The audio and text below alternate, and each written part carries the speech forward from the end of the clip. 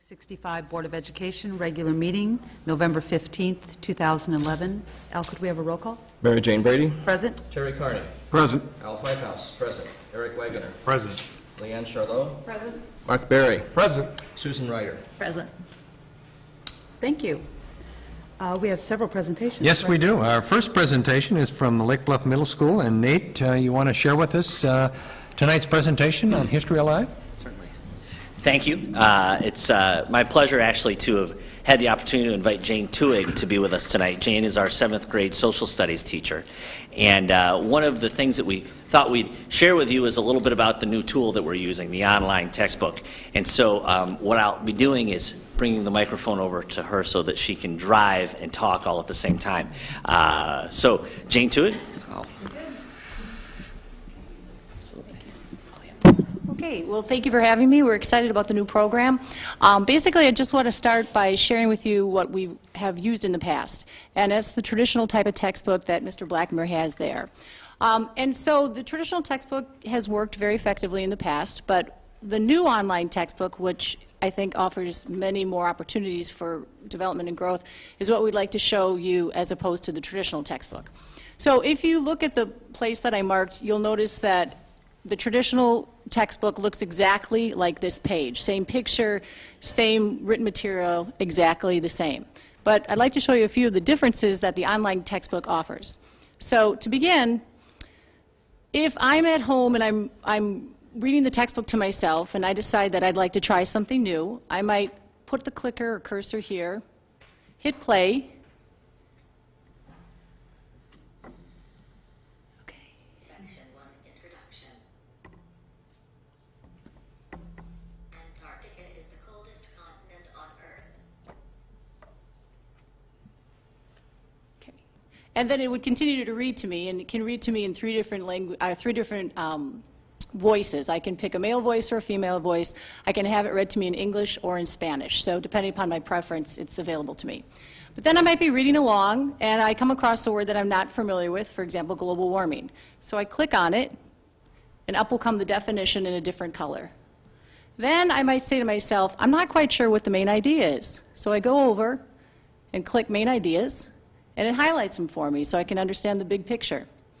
I can also highlight myself if I click on the highlight cursor and just decide, oh, this looks like the main idea, maybe I think that's right, and then I can compare it with what the actual textbook is saying.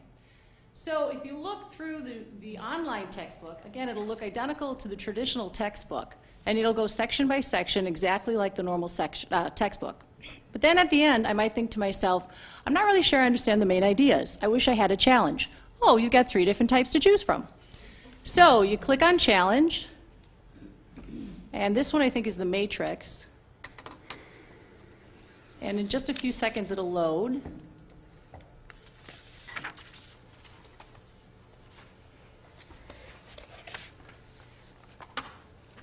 It usually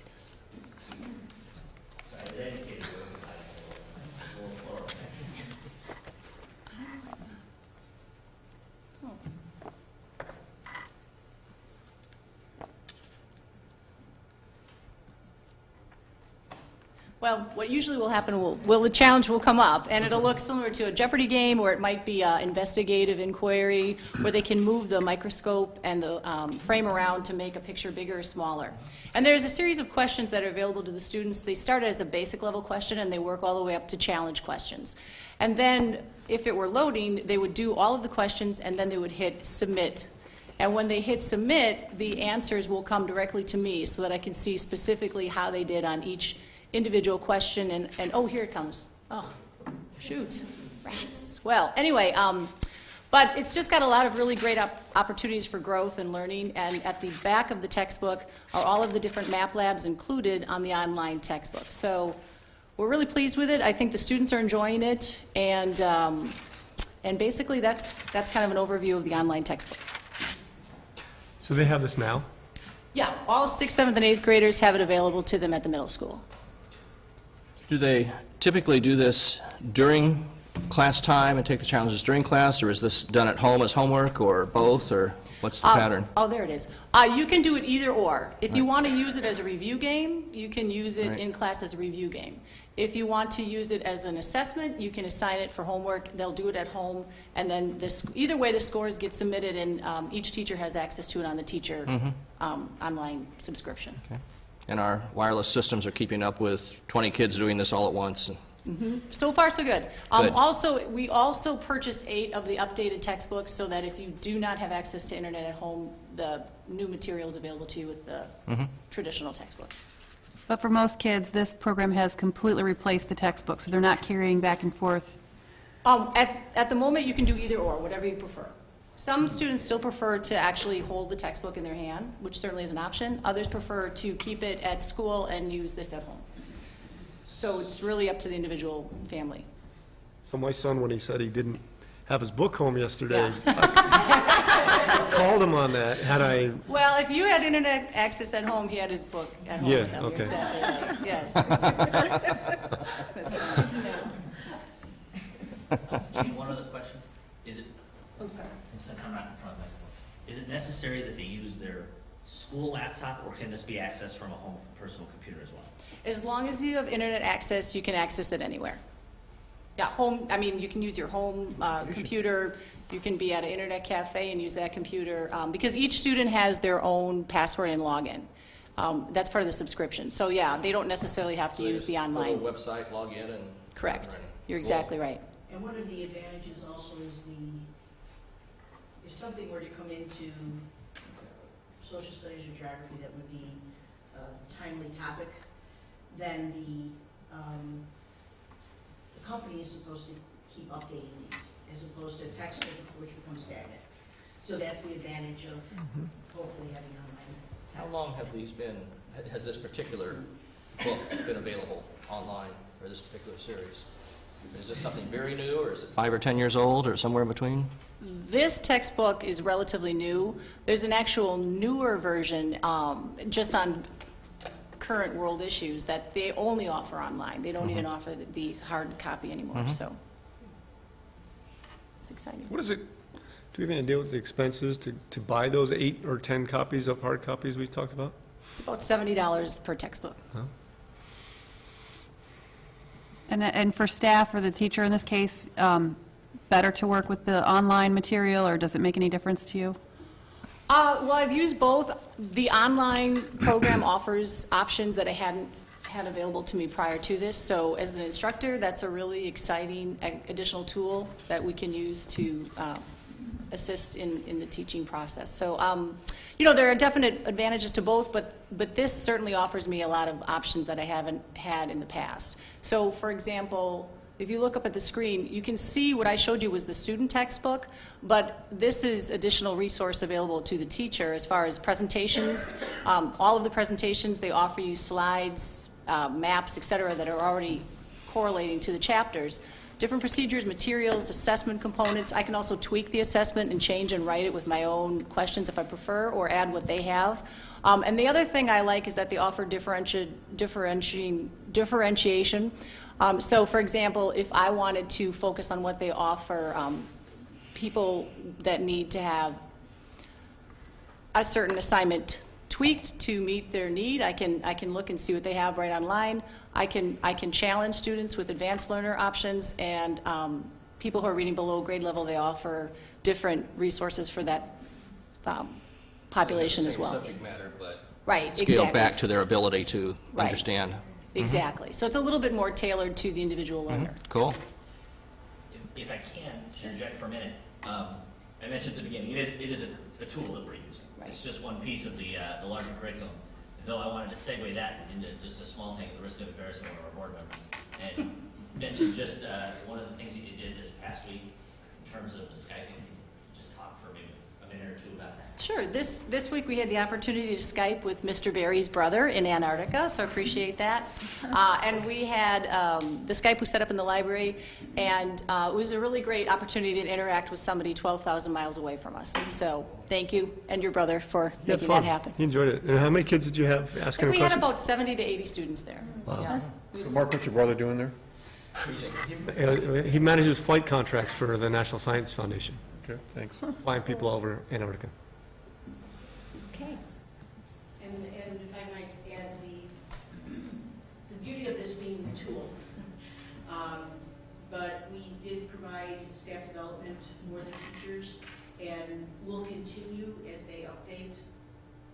One of the things we want to try to make as part of our curriculum cycle is a continuing, not just doing a one-shot deal, but also continuing the staff development, so that if somebody new comes on board or they add new material, that somebody could come in and talk about how they can use that. But really, it's a tool, and the important part is the teacher, and how they're using the tool, and how they're helping the children use the tool.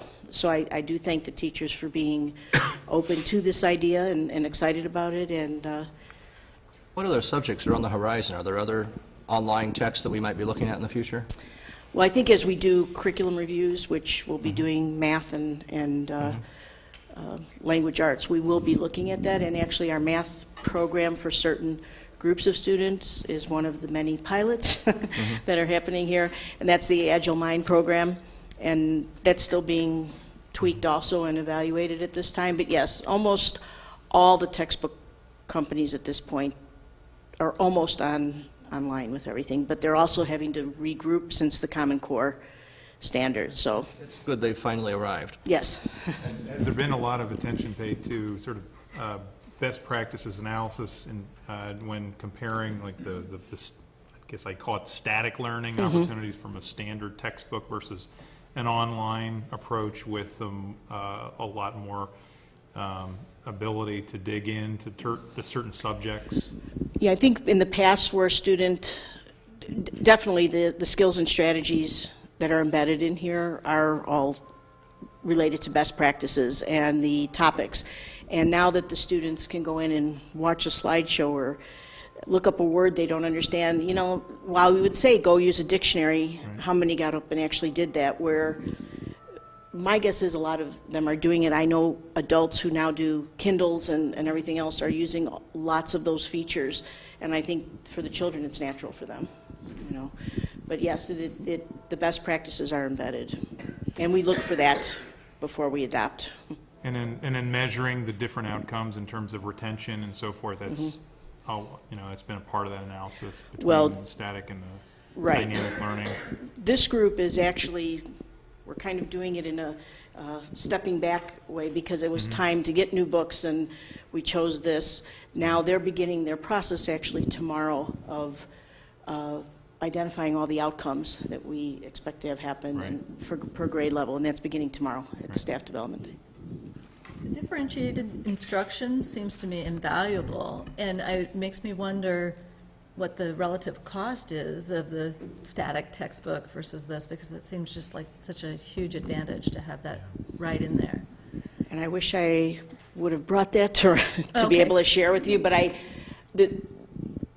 will say that you're not going to save money necessarily. Right, but the subscription is often a 6-year subscription, and the difference is it's updated continuously, so Right. the difference in cost is worth every penny in that regard, and what's offered to the teachers so readily with differentiation and all that is invaluable.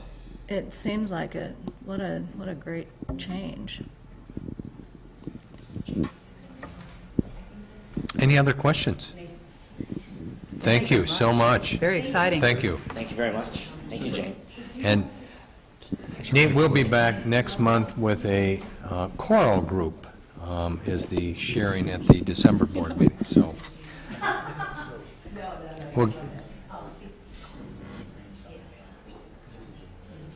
Joanne, I think we'll do the search thing next, and then, all right?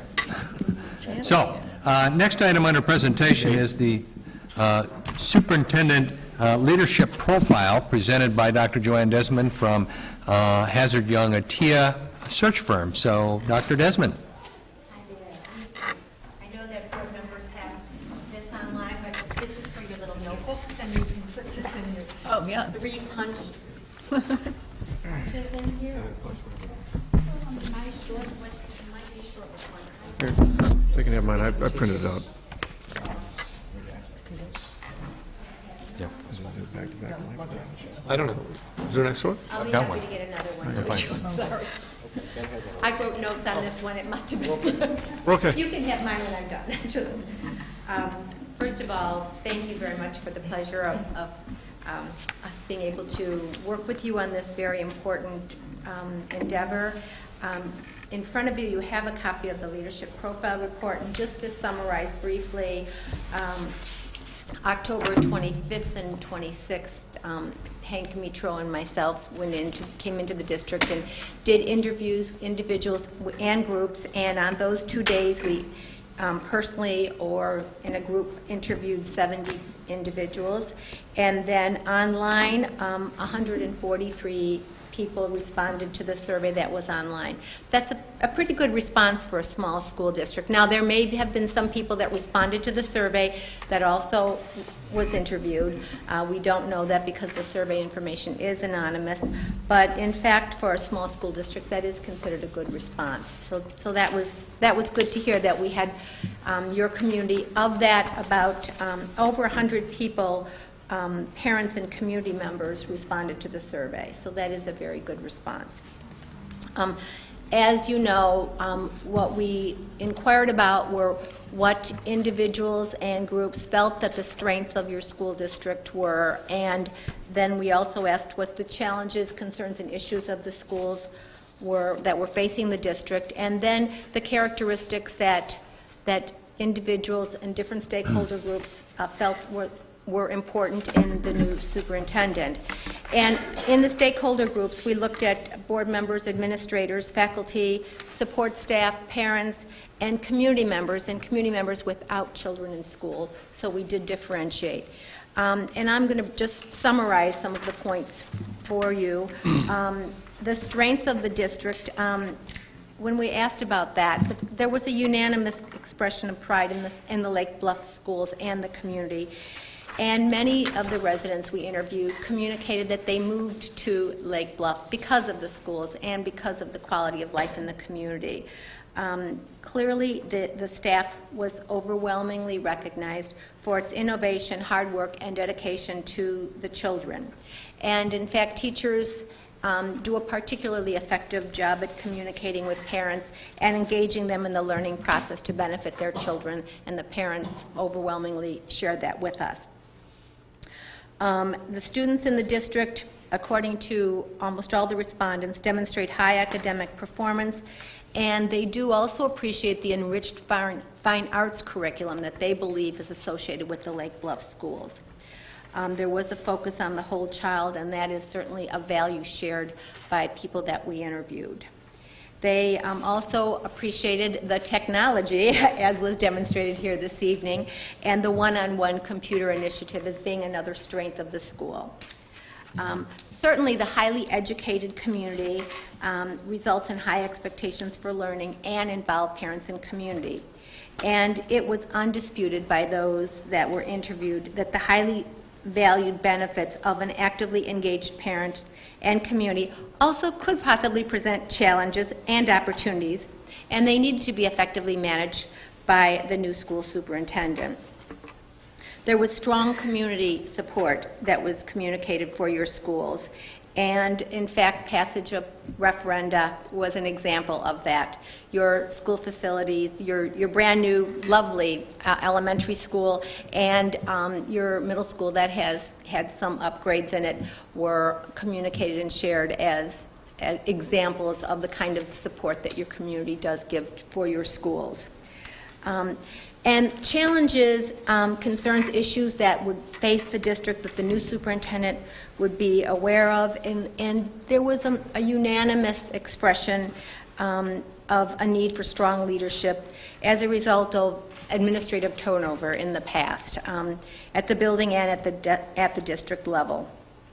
They believe, individuals and groups that we interviewed, believed that absence of effective leadership did result in the organization not having a clear vision, not moving together, that the board had to assume responsibilities outside of its policy-making role, and that it's an important challenge for the future is to align those roles and responsibilities with the superintendent and the board. And clearly, the new superintendent needs to establish a strong, cohesive administrative team and hire talented administrators to replace some of the upcoming planned retirements that the district will be facing.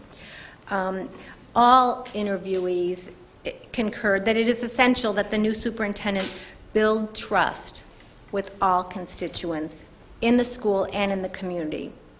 There is a need for improved, consistent, and effective communication with internal and external stakeholders. That was basically a consensus opinion.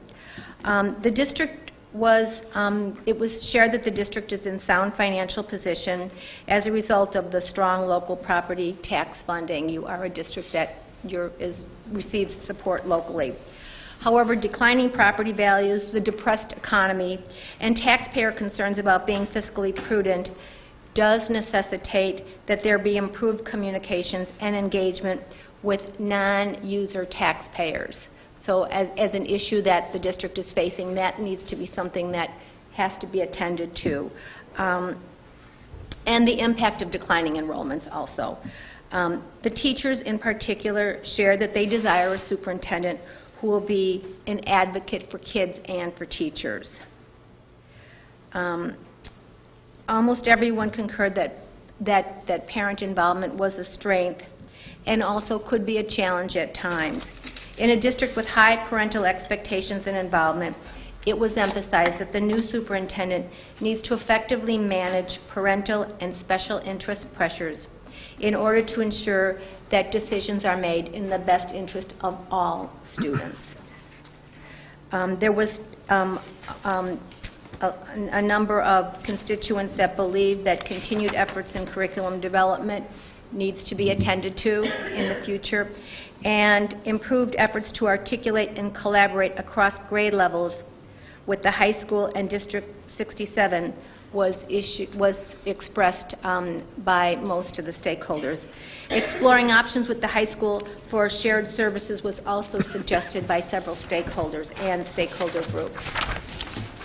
Moving on to desired characteristics. I'm not going to go through the whole list. I'm going to summarize them because there are a significant number of desired characteristics.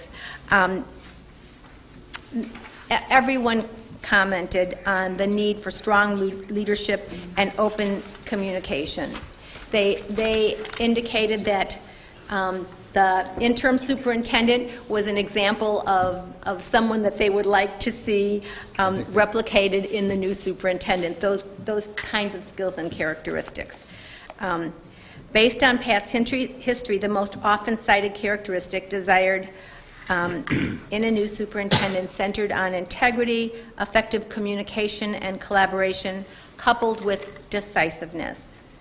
At the top of the list also was a confident, approachable leader who can build trust with all stakeholders. An honest, bright person who is an effective listener and can work cooperatively with all constituent groups is viewed as critical. Such an individual would be child-centered, visionary, and capable of leading the board and community in a focused direction. Staff members in particular would like the superintendent to be someone who cares about children and about the people who work in the district, someone with good people skills and who is visible in the schools, supportive of teachers, and open to innovation and knowledgeable about curriculum. Obviously, you're doing a lot in curriculum right now, and that's something that the staff really echoed as an important characteristic that they would like to see in someone in a new superintendent. Community members without children in the school were most interested in a clear, consistent, and effective communicator who values transparency and is interested and involved in the community. They indicated that the new superintendent should be politically astute, have a firm knowledge of the district's finances, and understand the challenges of a small district. Most parents and non-parents alike indicated that it is high priority for the new superintendent to build a collaborative relationship and explore shared services with the high school in District 67. Almost all of the participants indicated that the new superintendent should be highly competent and have previous experience as a superintendent. Many expressed an interest in having someone who has worked in a similar type of district, where there are high expectations for learning and active parent and community involvement. Thus, a person who values and appreciates active school community involvement would be better equipped to help challenge parental interest in a very positive direction to help the schools. Equally important was that the new superintendent be decisive and able to say no when needed, even under political pressure by parents, staff members, and special interest groups. An overwhelming majority of those interviewed wanted the new superintendent to stay a while, to provide stable leadership capable of moving the district forward. They echoed that they did not want Lake Bluff to be a stepping stone, but rather a destination job for the new superintendent. The online results echoed many of the ideas and thoughts through the interviews, and they basically reinforced probably most everything that we've known and talked about. Of course, it's a challenge. We can't promise to find a candidate who has every single characteristic. There's lists of them that have been shared, which I will not echo right now, but we certainly will rise to meet the challenge of finding a slate of candidates that can best meet the kinds of qualities that your community is looking for and this Board of Education is looking for. We did have at the last page of the handout that I shared the desired characteristics. We just listed some of the things that were a summary from the findings that we would use as, part of our advertisements, our online advertisements. Of course, a portion of this leadership profile report can be linked in your website so that they can get more details from different constituent groups. But I would like to know if there's any changes, additions, anything that the board would like to change relative to the desired characteristics on the back side of this that was in the final page of your handout. Anything that you would like for us to change in our advertising or add to this? Any comments, questions? How do you prioritize these? I mean, you mentioned, and anyone would know, that there isn't some individual out there who excels in every one of these. How do you go about prioritizing these in terms of which ones matter more than others, or which ones would we sacrifice in order to get somebody who met some others? Well, obviously, when we talk about the summary, there were clear trends that everybody was looking for, so we will look at those as being the highest priority. Okay. The personal characteristics, the experience as a superintendent, understanding the needs of this community, those are things that we would look for. Clearly, a record of success, and individuals in the slate that have the characteristics, or have demonstrated the characteristics that you're seeking. Now, they may not, clearly have everything. This person would be amazing. We're hoping to find amazing, but, to be honest, we will look at the closest matches. We will, when we share with you the slate of candidates, you will know this is how best they match, and these are the ways that they may not match in the best way. We will share that with you. We will do our reference checking and show that and be able to communicate how best we believe they match your district. And then it's up to you in the process of interviewing to determine how you believe that they would be a good fit. Develop a short list or something of these, or is that just well, something this characteristic list here is. When you look, right, that's already our short list, allergies. One of the things that is important is looking at the candidates that apply and that we recruit. We will go out to try to recruit those that have the most of the characteristics that are a best match. We would look at those that apply for the job to determine how close they come to the characteristics that are a good match. And then we will select of those candidates the very best of those that we recruit and that we that apply. Some of the characteristics or themes that are echoed in the sheet here are somewhat intangible. How do you go about, how does your firm go about assessing these characteristics among the various candidates that you see? Presumably, you're going to see dozens of potentially viable candidates, and how do you go through the screening process in order to pull out, the capabilities of those individuals? That's a really good question. Well, obviously, we will interview every single one that on paper first makes a good match. Right. And then, of course, interviews can be interviews. The most important thing of part of what we do is to do the reference checking, reaching out to our associates across the country that have contact. And, like I had mentioned previously, there's a finite number of people that are qualified to do this job. And we have a large group of associates, and they know people who know people. And if you're in this profession, and especially if you're looking for someone with an experience, they do have a track record. And that track record will, in many cases, be able to demonstrate whether they are a good and effective communicator or not a good and effective communicator.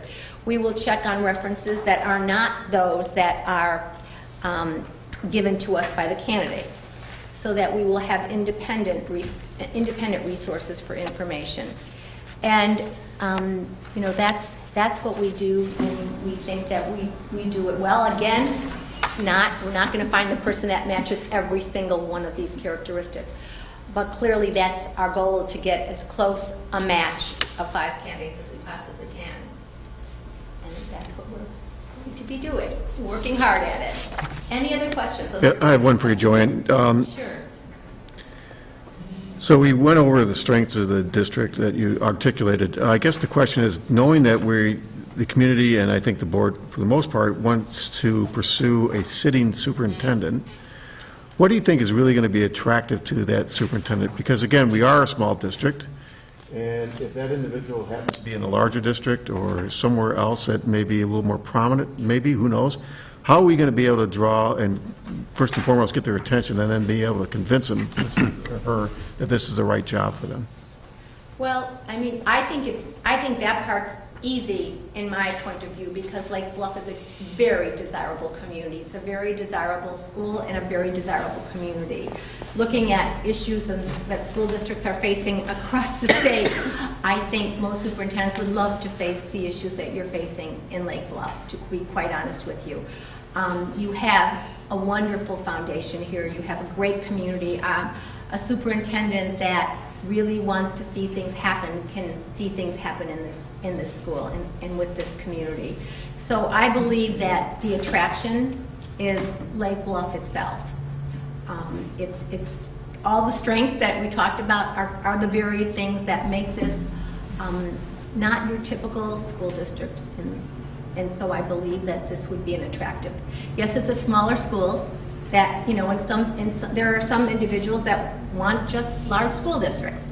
That there are individuals out there that have that. But again, it's our job to find the best possible matches we can. And I believe that this is a very attractive school district that many individuals would like to be the superintendent of. And we just want them to be good enough to be the superintendent here. That's what we want them to be. I had another question for you. I assume that you're already probably starting to talk to candidates kind of generally about the position. And one question I have is, when are we going to work with you or give you information about kind of the compensation that's going to be available? And because I guess we want to have even ballpark stuff be pretty accurate in your conversations. Well, generally when we publish, we do it, locally competitive. We don't put out numbers out there. Right. And a part of what you offer is going to be based on the candidates that are going to be our top candidates for the job. Okay. So it's a little artificial if you say, this is our range, and then Right. we bring in a candidate that, if it's a candidate that seems to be disproportionately expensive compared to the other pool, we would call you before ahead of time. We would have that conversation with you ahead of time, or we would bring that candidate as a sixth candidate perhaps, or as another candidate to say to you, this is what that candidate is making. I mean, there are superintendents, I mean, that, you know, the money might be the most important thing, and clearly they don't want to lose money moving to a job, but we have to first identify what they're making right now. All that information is going to be available to us as we vet the candidate pool and determine who the best matches are. And there's a market out there. And so to be regionally competitive is, you know, what I expect the board will have to be able to be when it comes down to candidates. If you were to say to us, you know, this is the top number, and somebody's making $1,000 more, you know, that might put you in a difficult position too. So we like to leave it a little bit flexible. We will have that information, and if we present that information to you and you interview the candidate and you just feel that that's too much money, that's a factor then. Yes. To follow up on what Leanne's asking, for me specifically, I have no idea what the market will bear. Do you give us some kind of information, like a market survey, what superintendents in the region are making and the benefits packages they get? We can easily do that. That information is very easily available to us, what superintendents are making, what their packages are, and, you know, I can get something to Ben, or Ben can get that to you if you'd like to just...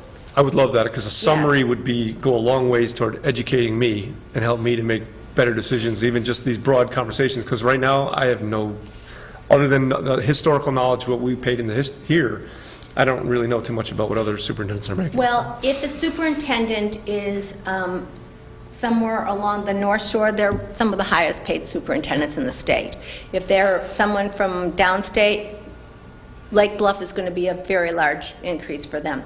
Superintendents from out of state generally make less money than superintendents in the state. So again, there's a regional salary that's going to drive where they're coming from.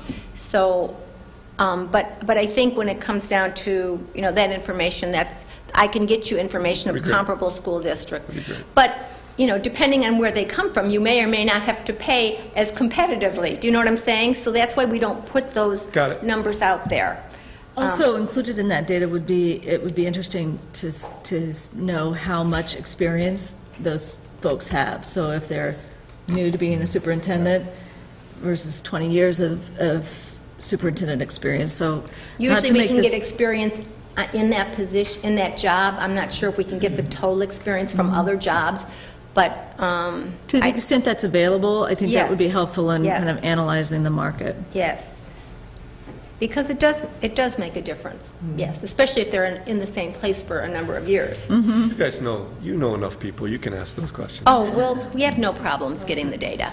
Absolutely. I'll be happy to get that, and I can have either Marcia get it out or Hank and I'll get it out too. But what I hear you saying is that the range is not something that would be helpful to identify candidates. At this point, the information that they need to know is that we are committed to being regionally competitive. Right. And from there, we back into whether or not the candidate's within our range or not. Exactly. Okay. I mean, it's clear that if somebody's been in a superintendent position for 20 years, they're making a lot more money than we'd be able to recommend them for. Okay. I mean, we have to look at, is somebody making a disproportionate amount of money compared to what's fair in this region? There are people that have been in their job a long time that are making a lot more money, but yes, we generally have that information, exactly what their packages are, what they're making right now, and then most superintendents to move, usually about a 15% increase is typical for from what they're at to what it would take to move in most cases. So that's another factor. The other factor would be is if it's a candidate that doesn't have to sell their house and move, it could be a far less expensive contract with that kind of an individual than someone who has to sell a home, especially in this economy. It didn't used to be that way. It was no problem selling homes and people moving around, but now that seems to be a factor in searches. Is it fair to say from your from the interviews and everything that you did, it sounds to me like people who either interviewed or did the survey want someone who's really pretty, I'd say, very experienced, and someone who's been working in a comparable district. Well, that would be the very experienced. They just want someone who doesn't have to learn on the job. So, I mean, I wouldn't necessarily say they have to have decades of experience, but they want someone who has been a superintendent, who understands the role that they have to play. Clearly, somebody who understands the community, whether they've been a superintendent or worked in a similar community, similar type of community with high expectations and active involvement, that seemed to be a high priority too. They want someone who's not going to be surprised by coming to a community where there's expectations that are very reasonable, and you know, the people in this community are accustomed to. Good questions. Anything else? I'm happy to answer any questions. And you all have my phone number. You can get me at my email. Yes. Do you want to just review with them and for the public the sequence of steps now, once the leadership profile has been presented as it was tonight? Right. I don't have the timeline in front of me, but the next step obviously is we go out and advertise and recruit. And then in January, we'll be presenting the slate. Thank you. January 24th, we'll be presenting the slate. The board, after a slate of 5 candidates, after that slate is presented to the board then will begin a series of interviews with those 5 candidates, 2-hour interviews with each of those 5 candidates, and then they would narrow it down to 3 candidates. And for each of those 3 candidates, the board would then have more extensive follow-up interviews, and then the board would select their preferred candidate, and at that point the board would do a site visit to their preferred candidate, and that site visit should affirm all the information that they have gathered in the interviews and that they have learned about the candidate. And after that point at which they have made the site visit and have affirmed their beliefs that this would be the best person for the job, then the board at that point would work on a contract with that individual. And then we're looking for about the end of March for the announcement, should all of those steps work as planned. Okay. Any questions about that? I think the timeline is posted on the internet too, specific directions. So, Okay. please don't hesitate to call. Thank you very much. Thank you. Thank you, Thank Joan. you. Okay, moving right along, our final presentation tonight is on student assessment data, and both Ann and Joanne have put together some slides to review our district performance on ISAT. They're going to also allude a little bit to MAP test performance, and then touch upon some things that are reflected in the Illinois report card as it pertains to Lake Bluff District 65. So, Joanne? As soon as Nate gets us up on the screen for us. Ann's going to push the button because they know I talk with my hands, so they don't want the microphone flying around here. As you know, we do have an obligation, besides informing you, we also have an obligation by the state to share general information. You received the school report card earlier. We're going to highlight some things as soon as we're ready to go here. What's that? Just hit play. You won't hit play? Oh, gotcha.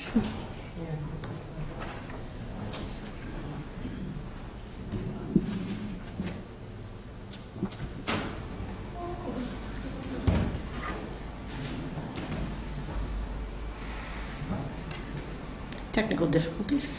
Where's a 6th grader when you need one? Enter full screen.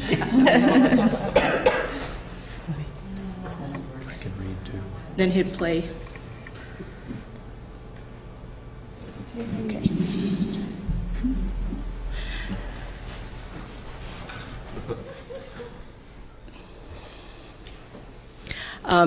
In the first slide here, you're seeing the breakdown of our meets and exceeds in reading and math for the different segregated populations. No, go back up. What's that? Demographics, right. The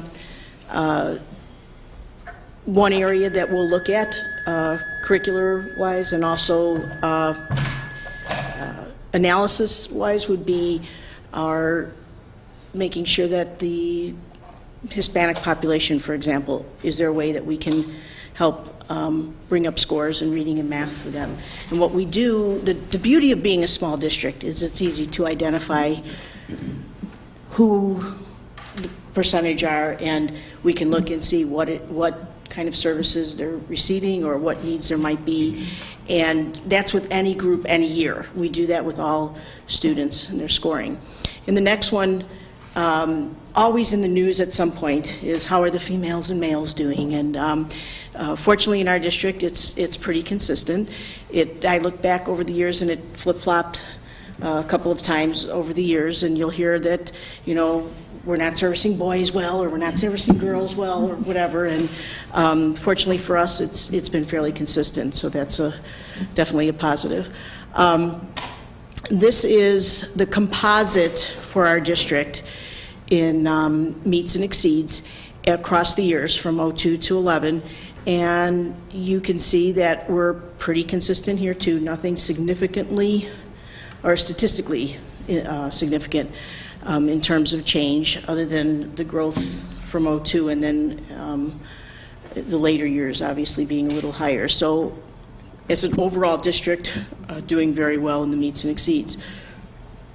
In this next slide, which I realize the numbers are small and you have to take screenshots to get this off the state, but my role is, as I look at this and say, okay, this is reading performance across the grades for the last 3-4 years, and if I were, you know, doing an analysis, I would say, okay, what seems to be happening in our upper grades is we're starting to lose some of our exceeds, and they're going into the meets column. That's pretty much standard across the state, but nonetheless, with our population of kids, we can look as we do curriculum reviews and say, okay, there's probably what I have found in high-achieving districts is usually it's a very simple vocabulary issue. You know, they're missing a certain few understandings that are impacting the scores. It might be 1 or 2 skills that are missing from the curriculum that can easily be embedded as we go along. So that would be what my job is to analyze that and say, okay, what's happening here? Overall, we're doing very well, but those are the things we have to notice. We see it less in mathematics, and if you were to call 10 curriculum directors in surrounding areas, they would probably say to you, the difference is that math is much more prescribed than language arts is so big, from literature to spelling, you know, to that the mathematics program being a little bit more prescribed and less encompassing than language arts makes the difference in what's happening here. So our goal is to look at language arts over the next couple of years and say, and I want to make sure that this is not teaching to the test. It's embedding the skills the kids need throughout the years to make sure we're hitting those areas and not having gaps. And trying to make, most districts are in the same position of how can we get the same kids who are exceeding in math, exceeding in reading and language arts. And so that's what we'll be looking at. I believe this is science now. And our science scores are also fairly consistent. I would say that one of the things I would recommend in the future we look at, your district put a lot of money into science curriculum, I don't know how many years ago. Yeah, and it's always a struggle in the elementary because they teach a lot of subjects and there's only so much time in the day. So one of the things we'll go back to and say, let's make sure, tell me what you're doing in science, Are we hitting the areas we need to be hitting for the future? And that really is, even though right now Common Core is just math and language arts, there's going to be a huge impact on social studies and science. So it'll automatically force us into looking at all of this. So we will take a closer look. I think for all that the teachers are doing, they're doing a great job. It's just they're being asked to cover a lot. And so we need to really decide what's important for them. These are the comparative school districts we took. And Ann, maybe you can, my eyesight's bad, Aptic Trip, Hawthorne, Lake Bluff, Lake Forest, Lincolnshire, Prairie View, and Oak Grove. And this is the composite meets and exceeds. And you can see we're competitive with our surrounding areas. And then if we go to the next slide, these are the breakdowns by subject area. So reading, and then math and science. And in all those areas, you'll see that science, we start to pick up some kids in the warning area. And the beauty of being a small district is we could say, who are those kids? What are their needs? And what can we do for them? And we do that. And we take a careful look at that. What I think is the important part of all of this is, what are we doing with all this data? Because this is just a little bit of it. We have so much data coming in now. Ann and I spent tremendous amount of time looking at MAP scores, ISAT scores, OLSAT just came in, CBMs, and you have to decide how you're using that, otherwise there's no sense collecting it. There's no sense to put kids through the tests. So I wanted to make sure that you knew that no one test is focused on. In order to get a true profile of children, is you have to look at all of this. You have to look at their daily academic performance. You have to look at the social emotional skills that the children have, each child has in tackling this, and then all the testing they have. Go ahead, Ann. The student impact, as I mentioned before, the district size and the fact we can identify students, we can make individual analysis possible and make sure we're getting the interventions or enrichment or whatever we need to do to help children. The main goal is the performance, progress, and growth. When I used to interview teachers and say, "What's your why do you want to teach?" And you'd start to get that, well, I love children, and and I would wait to hear that I want children to learn and I want children to grow. And so that's what we look at the assessments for. Obviously for support and interventions and enrichment. And then we look at my role, and whoever steps into my role should always be looking at, are there adjustments to the curriculum that need to be made?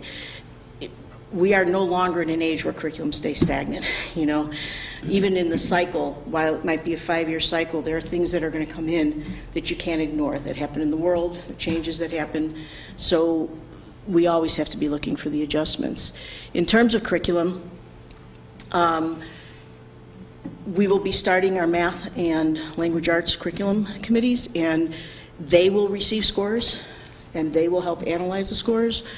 Grade level teams and departments have looked at scores already, but it's much better to look at them within the curriculum review process and have them analyze and compare to what we have to do. We need to look at whether there are content gaps. We need to look at whether there's too much overlap. We need to look at whether everybody's doing their favorite activity, and it might have to change over time. So those are all the things that we use the data to help with the curriculum. Always individual student growth, and I had to put this picture because I just love those E-Trade kids.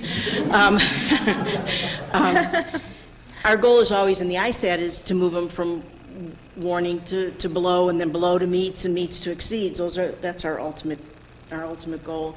When we look at curriculum, besides coming up with what our outcomes are for all the various areas, we are going to look at how we differentiate and whether we have high enough expectations and challenging curriculum. The one thing I want to emphasize is that it's really important that we create a true child profile, and it's not just one score. So we always need to be looking at how are we assessing kids in the classroom, how are we assessing kids as a district, how are we looking at their daily work, all of those ways, so that we aren't just looking at a snapshot time in a kid's life. That's really important. And that's it. Questions? Yes? You mentioned identifying some of the children who may be bottom layer and what do we do for them. When a particular grade appears to be an anomaly, I think 7th grade math. Right. Do you ever look back at that particular grade for the previous 2 or 3 years to see if that grade has always been an anomaly or did something happen? And that's exactly what we did do. We looked to see where they were across the grades as a cohort group. We looked to see how many years were they in attendance in our school? Were they here the entire time? Are they transference? Right, exactly. We look at the special ed population within a group, students who are receiving interventions. So all of that is looked at carefully, and then we make decisions based on that. Ann, did you have anything you wanted to add? Okay. I wanted to ask what warning means.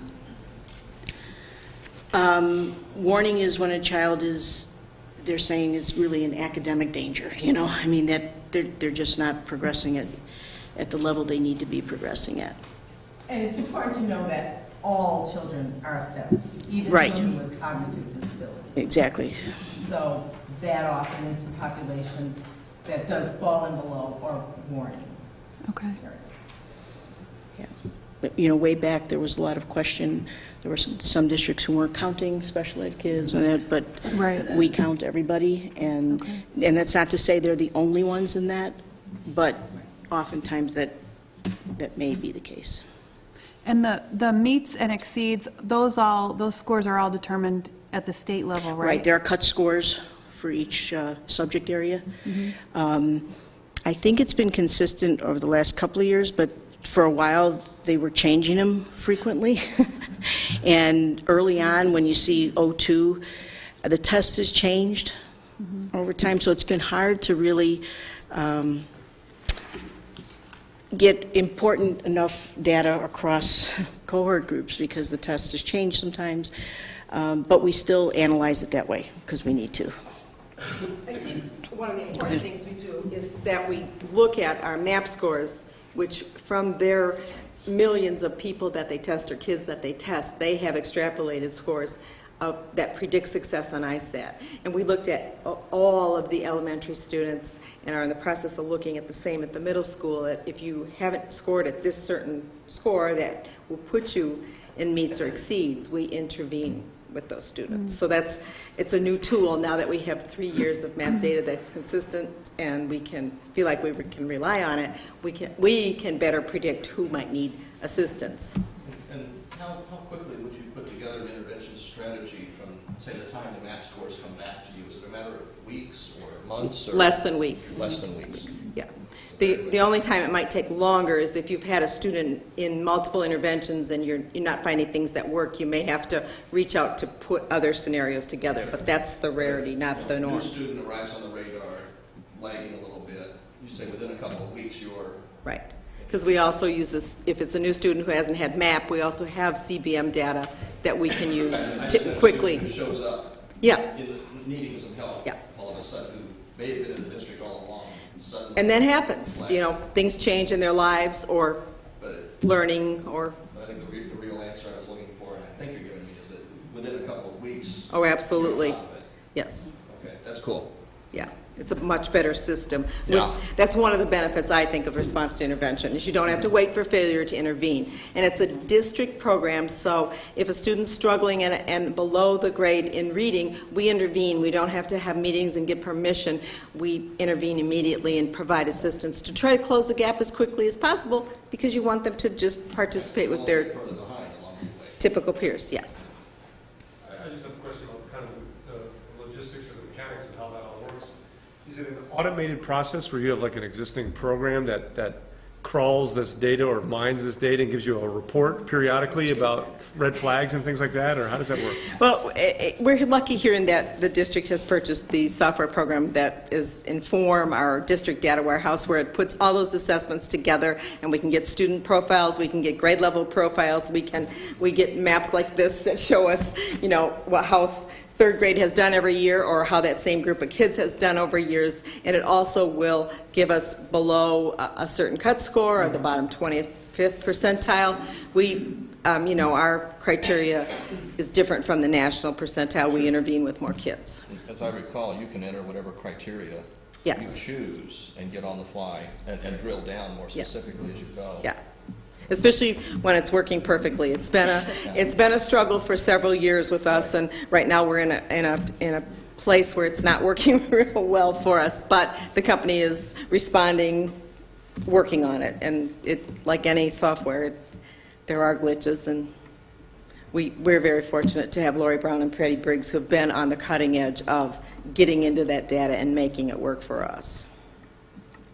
One thing I will mention is, having been in North Shore schools and also high achieving in the western suburbs, I'm really impressed with the fact there aren't huge gaps. That's very impressive. We have some things we have to look at within our curricular area, but generally speaking, the students are doing very well, and our goal would be to move them to the next. What's the next step in doing well? But it's very impressive, and so I compliment the teachers, and Ann's the brain behind the data, so she handed me all the stuff to put this together. So, any other questions?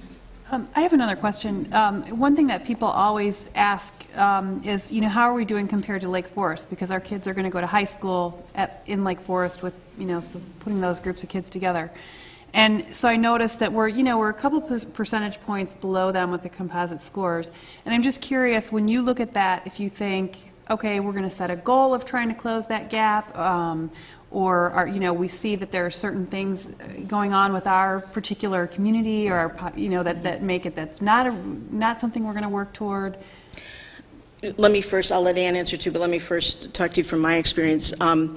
We paid thousands and thousands of dollars, my other district, to have a big authority on data come and work with us, because trying to move in the same kind of situation you're in with our comparative district, it's not statistically significant, and you can't set goals like that. We can set internally that we'd like to try to move more kids into that exceeds range or whatever, but to say we're going to go from 96 to 98, basically, we paid thousands of dollars for the person to say to us, and it's a well-known person, Doug Reeves, who said, you can't do that.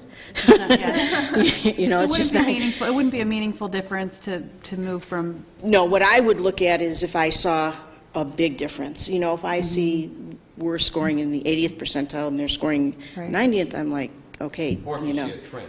Right, or a trend. Correct. And I would. And the other thing to keep in mind is that, you're not a very large district, so you have small sample sizes, and when you have small sample sizes, it's very easy to move those in either direction, because it can take 2 or 3 kids, and their performance can be, either positively affecting or adversely affecting, and that's not the case in larger districts. And Joanne and I were talking about this morning, as we're looking at Lincolnshire Prairie View in Lake Bluff. And then we realized that one of the differences is that Lincolnshire Prairie View is almost twice the size of Lake Bluff, which makes a difference. One of the other things is we do have a tri-district committee where we work with District 67 and 115, and we really look at data, and we look at map data in addition to ISET data, and compare where our students have done a math study with, and really the scores are not that different. There are trends where we do better in some instances and trends where they do better in some instances. The important thing is to just try to move the entire student population and get them to exceed to their maximum potential. And it looks to me like it's only a matter of a couple of percentage points on any of those, which says to me our kids are ready, but Yeah, and we continue those meetings to make sure with Nate, with the high school, meets regularly, and Joanne will join those too, to make sure there aren't any gaps. Again, looking for any kind of gaps that we can, anything that we can do to make it better, to have our students be the best prepared that we can. And Andy Hendrickson, who was with you, he and I are in constant communication as something new. If we're looking at something new, we communicate a lot, and so we compare data. We talk about things that might be needed changes or not. So all of that communication is happening. Anything else? Thank you. Thank you so much. Thank you very much. Next item is communications and questions from visitors, and the visitors that I see are the people that have already presented, other than Kathleen, and so I think we'll forego that one. We go down to reports. Kate is not here this evening for PTO, which then leaves me, and so I have a couple of things to follow up with the board on. Number one, last week I had the opportunity to attend the third grade music program at the elementary school, and it was really an outstanding performance. I know Leanne was there, and I very, very much enjoyed it. One of the comments I want to make, though, is that one of the things we discovered is that there's just a slight issue with our speaker system at the elementary school, and so we had that discussion this morning at our administrative meeting, and it appears that perhaps some of our speakers aren't hooked up. Which may explain why the sound is a challenge for those people that sit in back and are older, like myself, and I did sit in back, and I had difficulty hearing. So we're looking into that. But I was truly amazed at the talent level of these children. I mean, there are some real stars there. So I wanted to share that how much I enjoyed that. The chiller discussion we're going to hopefully have in December. We're still waiting for some cost figures to come back from our second individual who is supplying us with cost information on some of the interventions that we're looking at. So that's why that's not on for tonight. The next item is that our dashboard that we talked about implementing is getting closer. In fact, some of it will be loaded in the next few days. We discovered today that one of the pieces that we still don't have all the information on is some of the student assessment data, and so Joanne is working on that, but we'll begin to have that loaded, and some of the areas marked as under construction within the next few days. Next item has to do with the fact that there probably won't be a board update this Friday. I'll be at the school board conference, and I found out this afternoon that I may be involved in a presentation on schools that are challenged and how to manage them. And so, not to say that I'm going to use Pictures of the board. not to say that I'm going to use that as an excuse why I'm not doing the update. I just wanted to inform the board. Also, last evening I attended the Alliance Foundation meeting, and exciting time. Kathleen was there, and they reviewed 18 applications from teachers across the district that they're going to help support and fund. And this district is so fortunate to have that foundation in existence to provide that level of support. And when you factor in also the support provided by the PTO, it's even better. And so that was exciting. One of the things that they are going to support, and I didn't want to recognize specifically, is that your art teacher from the elementary school, Tom Beck, I don't know if you know this or not, but we're recognized in New York City at their national conference this spring, the National Arts Education Conference, for a program that he has initiated at the elementary school about writing across the curriculum. And so they are going to provide the funding support for Tom to attend that conference and be recognized. And that's pretty neat. That's a pretty outstanding accomplishment. Also, in your packet is a copy of the Alliance legislative report. There isn't much in it this time. As I informed you last time, the House Bill 3793 was not voted to come out of the House. But as I mentioned, it's probably due for further discussion when they come back in January. But I'd like to provide you with these Alliance reports periodically. Finally, a reminder that it's early student release tomorrow. We have professional development, and the focus on that will be some technology programs that will be demonstrated to teachers. Joanne, anything you wanted? The teachers applied for 2 different sessions. There's about 10 different opportunities for them to sign up for that. And some of our staff that are pros at some of these are the teachers.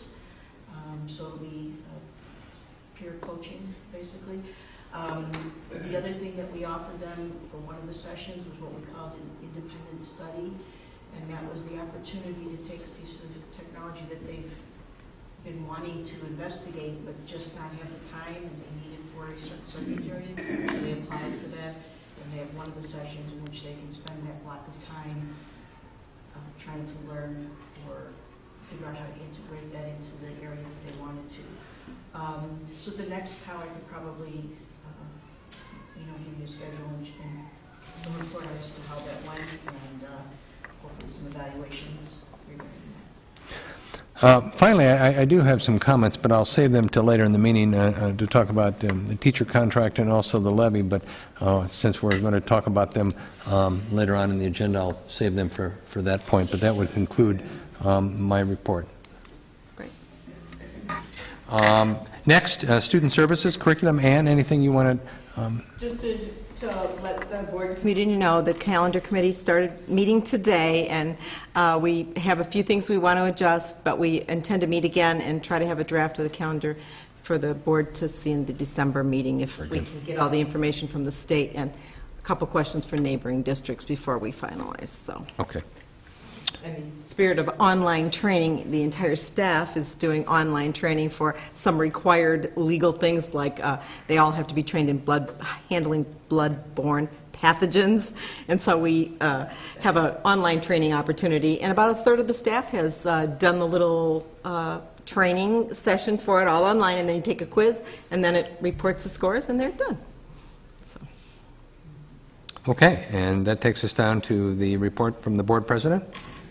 I don't have anything. I was going to congratulate the third graders, but you did a fine job of that, so that concludes my report. Okay, very good. Moving on to old business.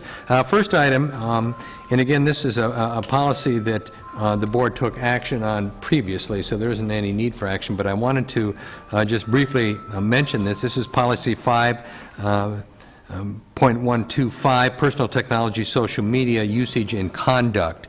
The board did have its second reading at the last meeting and did approve this. However, the implementation was delayed until we concluded impact bargaining discussions with the union.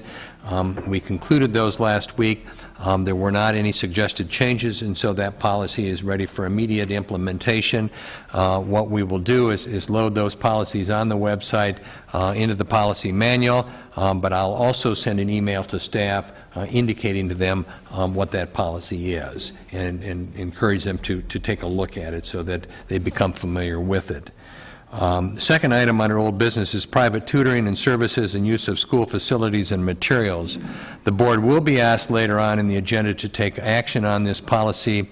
It was delayed until we did have impact bargaining discussions, and there was a suggestion from the union to modify this policy slightly in terms of what students can be tutored for a fee by teachers, and that suggestion was to have only those kids who are in the teacher's classroom at that particular point in time that year not be eligible to be tutored by that teacher. And the language we had in the policy pertained to also including siblings, but they requested that be removed, and so the policy you have before you tonight that you're going to be asked to take action on has that language removed. And that was really the essence of the impact bargaining discussion relative to that policy. I will tell you that there are a couple of things that have come up. I think we resolved most of them. There was a question about several teachers who have been involved in some performing arts programs at Center Stage and in the Gordon Center, but that when we analyzed that this morning, I don't think that's applicable to what we're talking about here. And we do have some summer programs that we're looking at, and there might need to be some modification in those, and we'll address those as we move forward. But any question from the board on either of those policies? The one there is no action, the second one comes up as an action. Ben, we had quite detailed guidance beyond the policy itself with respect to social media, and some of the important information was in that. Right, and I will make that available to the staff also, so they're familiar with the administrative procedures that we drafted with that policy. Those were important, I think, in that particular Absolutely, case. yeah. And so we'll make those available so that there is full awareness on the part of staff as to what those procedures are. And I can tell you that when we did impact bargain, that information was made available to them. Yes, they had that. If there's no other question, we're ready to move on to action. The first action item is action as a result of closed session discussion. We had closed session discussion on a number of items, and so I think we're looking for a motion as it pertains to the teacher's contract. I move that we accept the contract as bargained with the Lake Bluff Teachers Council for 2011 through 2014, expiring on June 30th, 2014. Is there any discussion? One of the things that I would point out to the board is that I think the board members that sat on the negotiating committee and the teachers that sat at the bargaining table need to be congratulated. I was not present for the entire duration of this negotiation. I came on in July about halfway through, but I was very impressed with the atmosphere of bargaining at all of the sessions, the desire to have a fair contract, the desire to have changes that were necessary to be made in the new contract. And I think what the district ended up with, both on the side of teachers and on the side of the board and the community, is a very positive contract. I think an advantage that you have is that you have a 3-year contract, which provides you some continuity, and you don't have to go back to the table. You know, contract negotiations right now are very difficult on both sides of the aisle, and I think you were fortunate here to engage in a dialogue that resulted in a plus for everybody. I will tell you that, you know, this contract that you have is now a more traditional contract, and is similar to most of the collective bargaining agreements that exist in other districts. I understand that you had a different kind of contract and collective bargaining agreement prior to this, but this one is more traditional. I will also tell you that I think you're fortunate to end up with you know, a compensation package that allows you to remain competitive, but at the same time kind of puts you in the middle. And I know that was a desire of the board when they initiated these negotiations, and I think that's kind of where you ended up. And the last thing I will point out is that once the board takes action and we get everything straightened out, this contract is accessible to the public on our district website. So that's really not a discussion, but I just wanted to offer that as comments. So I don't know if any of the board members have any other discussion about this. But you know, we had this on the agenda as such because it was necessary for the board to have discussion tonight in closed session to finalize you know, some of those points that needed to be finalized. So, Any other discussion? I'd like to personally thank the board members that participated in what amounted to, you know, hundreds of hours of discussion with their counterparts in the Teachers Council, and I think that that's a testament to the I think the care and attention that you have to this very important, you know, process of making sure that we are, you know, awarding the teachers, you know, a competitive salary, something that's fair, something that meets the needs of the district as well. And I appreciate all the time and energy spent on that. I'd like to echo that and just comment that looking at the contract that we had immediately prior and this contract, there's a great deal that's changed. And the work that went into that kind of rewrite is really quite remarkable. So having just joined in April, I can't take much of the credit at all, but you folks who were at the table really did an outstanding job, so thank you. Thank you, everyone. okay. So we need to have a roll call vote. Al, can we have a roll call vote? Mary Jane Brady. Yes. Terry Carney. Yes? Al Pfeifhaus. Yes. Eric Wagner. Yes. Leanne Charlot. Yes. Mark Berry. Yes. Susan Ryder. Yes. Okay, moving on to the second item, which is non-certified staff compensation change. We need a motion for the Board of Ed to approve the non-certified staff compensation change as per the attachment. I move that the Board of Education approves the non-certified staff compensation. Second? Any discussion? Well, isn't the important thing to note is that what we're recommending for the non-certified staff is it aligned with the teacher's contract, correct? As much as we can, yes. I mean, On the salary. correct. An accurate statement. Anything else?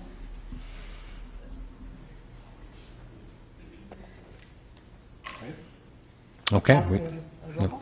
Leanne Charlot. Yes. Eric Wagner. Yes. Al Pfeifhaus. Yes. Terry Carney. Yes? Mary Jane Brady. Yes. Susan Ryder. Yes. Mark Berry. Yes. Okay, moving on to educational support personnel retirement policy. We need a motion that the Board of Ed approve the educational support personnel retirement policy as presented. I move that the Board of Education approves the educational support personnel retirement policy as presented. Second? Any discussion? Jane, I think you had something you wanted to add. I would like to offer this up to the board. If it is a better fit for you or more comfortable, you could adopt this policy and have it with a sunset date of June 30th, 2014, which would then expire at the same time as a teacher's contract. That's So currently, it would be assumed to be ongoing until the board took some action to change it. But you could put in the language that you're adopting this policy with a sunset date that would coincide with the current teachers' collective bargaining agreement. Would that require an amendment of the motion? So just offering that up as a... Now we could revisit both packages at the same time. Correct. One other thing that might do is also you have to have at least 10 years of experience to qualify anyway. It might offer some incentive for some people if they believe it is going to sunset, to make a decision to retire, which would, hopefully then you would replace a senior employee with a new employee at a lower salary. You could actually realize some cost-saving benefits, as small as they may be. But Sorry. I assume that if we were to implement the sunset clause, if someone 1 year prior to that expiration were to declare retirement, it would carry forward for the 2 years. Absolutely. And wouldn't slap them in the back. Or stab them in the back. Yeah, so if they elected to retire in 2 years and they did it in June 30th, 2013, they would carry them through to 2015. So dusting off my parliamentary procedure, Mr. Secretary, does that simply require me to make the amendment at this point, or? Dusting off mine. I would vote on the other motion. I would assume that if the maker wishes to amend, it's my recollection that it is amended without approval. Is that, or do we need to approve the amendment? I think you should approve. We can always approve the amendment to be on the safe side. Yeah. So your amendment would be to make that policy effective until June 30th of 2014. Yeah. And so do we need a second? I'll still second it. Okay. Now we'll vote. Yes.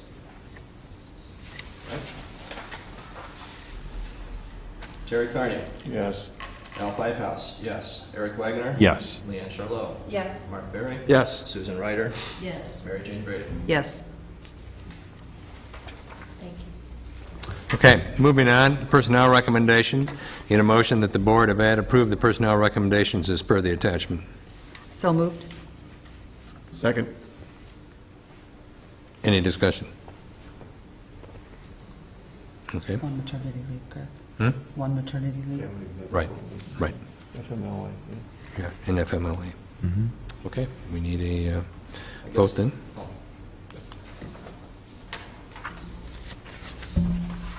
Eric Wagner, Yes. Leanne Charlotte, Yes. Mark Berry, Yes. Susan Ryder, Yes. Mary Jane Brady, Yes. Terry Carney, Yes. Al Playhouse, yes. Next item is FY 2012 School Library Grant Program Application. We need a motion that the Board of Ed approve the 2012 School Library Grant Program Application as presented. So moved. Second. Discussion? This we apply for every year, right? Correct. As a matter of course. Yes, and you simply need to have evidence that the board had discussion and took action to direct us to do that. It's just a quirk of the application process for this, that you provide evidence that you did that. The total amount of this grant was Is $600? $600. about $600, yes. It's 80 or something like that. Real money, Some Mark. good books. Real money. No. No. 20, maybe. Okay, so we need to, You can do this by voice, really. You don't need to do a roll call on this. all those in favor? Aye. Opposed? There being none. Okay, moving on to the next is approval of resolution for established tax levy and setting the date for the tax levy hearing.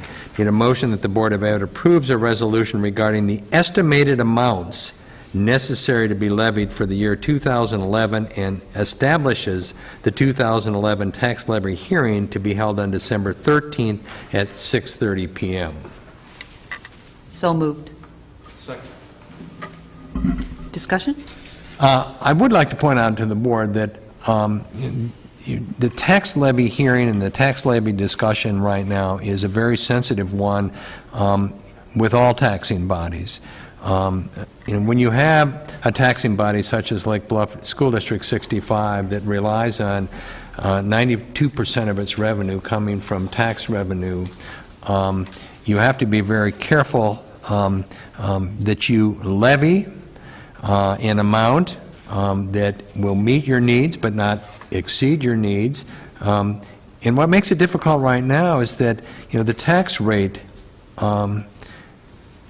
goes up and has to go up because you really need to request revenue that will meet your expenses. It used to be that you could, in school districts and other taxing bodies, do what's called balloon levy and ask for just an incredible amount of money, hoping that you would get as much of that as you were duly entitled to. You don't do that anymore, and you can't do that anymore, especially with the significant decline in property values, because as property values continue to decline and yet taxing bodies need the money for operation, what happens is the rates then go up. And when Jane and I talked about this, we tried to make sure that we were requesting an amount of money estimated to meet the needs that we felt we were going to have based on our cost increases. And so you're really only looking at asking for an amount of money that is about 2.6% more than what you had last year. However, to do that, and to get that, you're probably going to have a situation where your rates go up a fair amount. And that's difficult for taxpayers to accept and understand, because when my home value goes down and yet my rate goes up and my amount of taxes goes up, that doesn't make any sense to me. And so it's difficult to explain. But right now, school systems in Illinois are funded primarily, at least in these kinds of communities, on the backs of property owners. There are some states that don't fund education through taxes. They fund it through other means at the state level. You live in a state where your primary revenue source is property value and the taxes that are generated by that. I don't know, Jane, if there was anything you wanted to add. I know you had a couple of things that you and I worked on today. I have a plethora of information. I know the tax rate is a concern. The tax rate goes up simply when your EAV goes down, and it's just a mathematical equation. I will tell you, for the previous 8 years, from the time the ed rate referendum passed, which affected the 2002 levy, until our 2009 levy, your rate declined 4 cents from 2002 to 2009. The rate was 4 cents less in 09 than it was in 02. But then last year, when our EAV took a big dive, the rate went up. For this next year, we anticipate a decline in the EAV. We don't know that for sure, but in talking to the township assessor and knowing what's happening, we anticipate that it will. With the same levy, if our EAV happens to go up, and I used 2.5% as a conservative measure, we'll get virtually the same dollars we would if the EAV goes down 7%, but the rate will go down about $0.015. So we're going to get the same dollars, but the rate is a mathematical equation with the EAV through the PTEL formula. So we can only levy dollars, and we're levying dollars based on an EAV that we don't know, and it's just the way this kind of convoluted process works. You have to adopt by law, you have to by law approve this resolution 20 days before you adopt the tax levy, at least 20 days. So that's why we do this tonight. In December, you have to adopt a tax levy before the last Tuesday of December to get any money next year. And the only thing we know right now today is what the CPI changed last year. That's the only piece of the little equation, PTEL equation, that we know for a fact. Now, based on projections that we haven't reviewed for a year, the amount of dollar increase we're asking just for the education fund is a little bit lower than what our projected dollar increase is for the following year's budget in the expense side. Now, we do get a little state money, and we do get a little local registration fees and that. But the amount that we're asking for, and that's what a levy is, basically the amount you ask for. When the county extends the taxes, we'll get actually what we get. But this is what we ask for. We're going to receive less than 3% increase over last year's tax revenues. And in this times, I believe that is a fiscally responsible action on the part of the board, below a 3% increase in revenues when it is the bulk of our revenues. So that's the action that the administration is recommending. And keep in mind that, you, by law, have to have a public hearing. Correct. Before you have final setting of those levies. Well, and I don't want to ever correct Dr. Martindale. Well, then don't. But I will. Look, if I'm known for anything, is that I can get my mouth shut. But he's correct. To a degree. To a degree.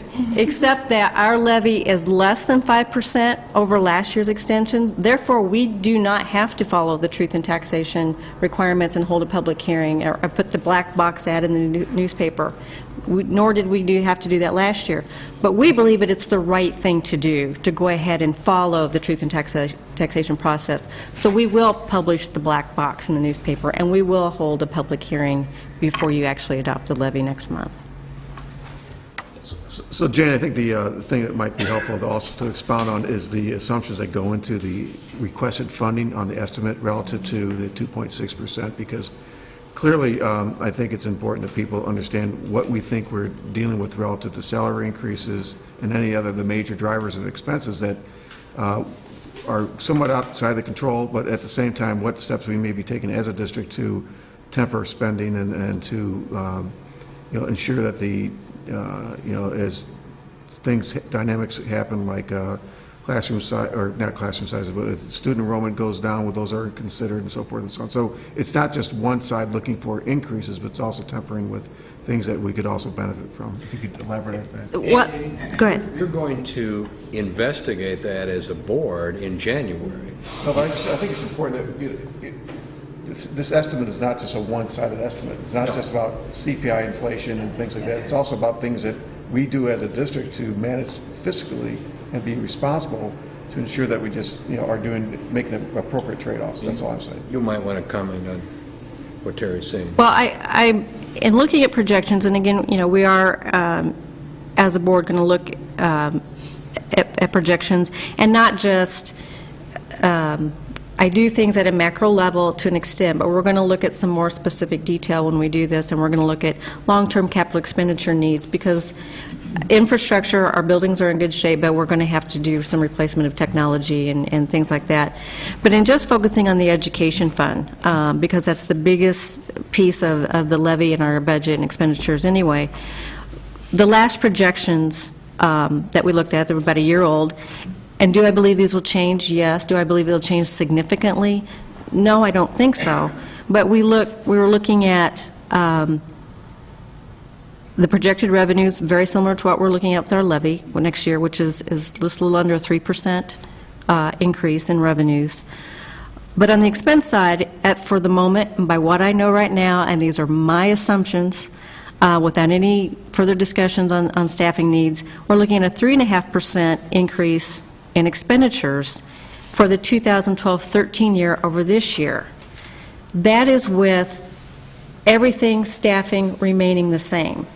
Now, this year, we took some steps and lowered with an elimination of some support staff, administrative positions.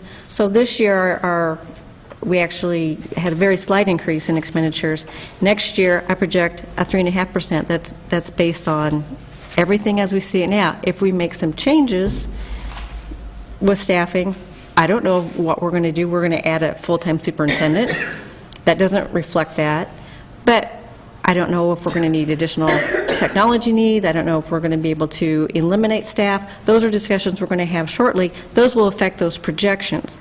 But is it significant? It's not huge. We'll adjust a little bit. But right now, the dollars we're levying, I believe, meet our needs for the 2012-13 budget. Does that? Okay. Other questions?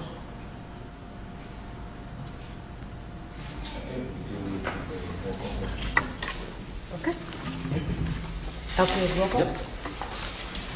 Terry Carney. Yes. Al Pfeifhouse, yes. Eric Wagoner. Yes. Leanne Charlot. Yes. Mark Berry. Yes. Susan Ryder. Yes. Mary Jane Brady. Yes. Next item is policy approval, is 6.262, tutoring services and use of school facilities and materials. We need a motion that the Board of Ed approves this revised board policy, 6.262, tutoring services, use of school facilities and materials as presented. So moved. Second. Discussion? No, we talked about this under old business, and I had indicated that the version that is before you includes the suggested modified language that came out of the impact bargaining discussion. So that's what you're voting on. Great. Thank you, Ben. We had solicited the advice of counsel, I think, regarding this, and we talked about that at one That of is the correct. earlier board meetings.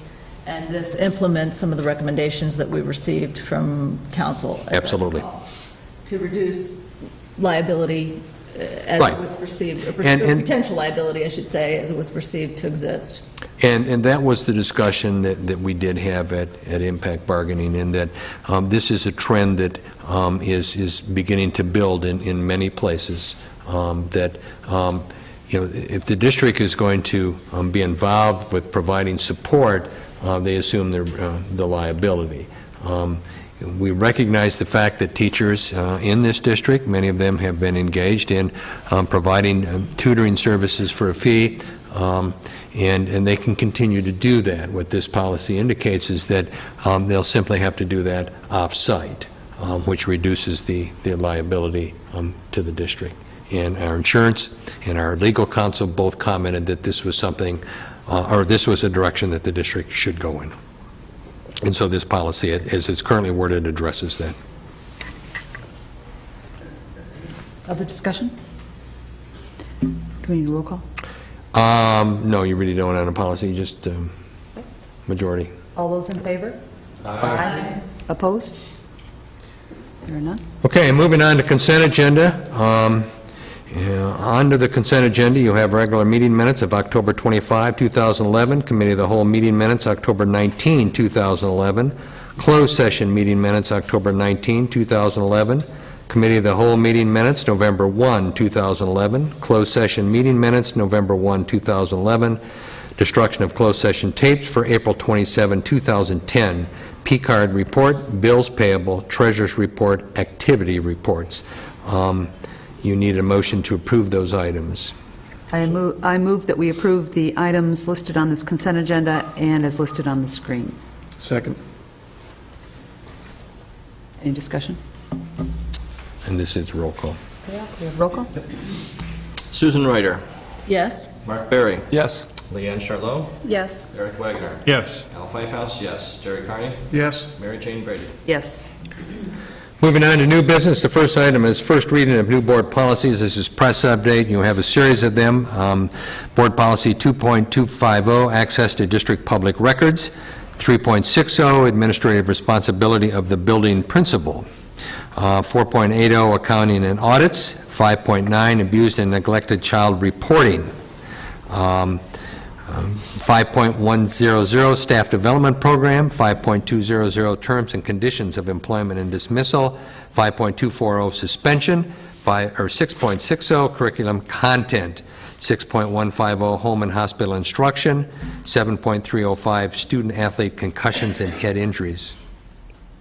I would encourage the board that to look at these. Some of the modifications are small, but if you have need for discussion, we can bring them back. And when we come to you in December, if you want to discuss further, we can hold them for an additional reading. Otherwise, we'll come to you and ask for a second reading and approval In December. in December. Will we get a red line version to show the changes, or? It should be on there, isn't it, Liz? No, it's just a two-page. No, this is a list of the policies that we're to look okay. at, not All the right. content. I apologize, and I should have been more clear. You should have had that with the red line version for tonight, but we'll make sure you have it for December. Okay. So there isn't any vote, but we'll make sure you get plenty of time. In your So- estimation, are there any significant edits that we should pay particular attention to? No, the only one is student athletic concussions and head injuries. I mean, that's a fairly new one in terms of the language change in that. Not a new one in terms of policy, but there are some language changes in that one. Second item under new business is appoint board representative to district insurance committee. We do need to have 2 board reps to serve on that committee. Jane, anything you want to comment about that? No, just looking forward to it. Okay. Yeah. So are we going to do that now? Whoever would like to? Yeah, I think Just raise whoever. their hand? Yeah. Looking? We have one. Okay. I was ready to nominate Terry. Terry and Mark. Jerry and Mark, okay, very good. All right, that takes us down to adjournment then, unless there's anything else. So we'd need a motion that the meeting be adjourned. So moved. Second. All those in favor? Aye. Opposed? There are none. Okay, meeting stands adjourned.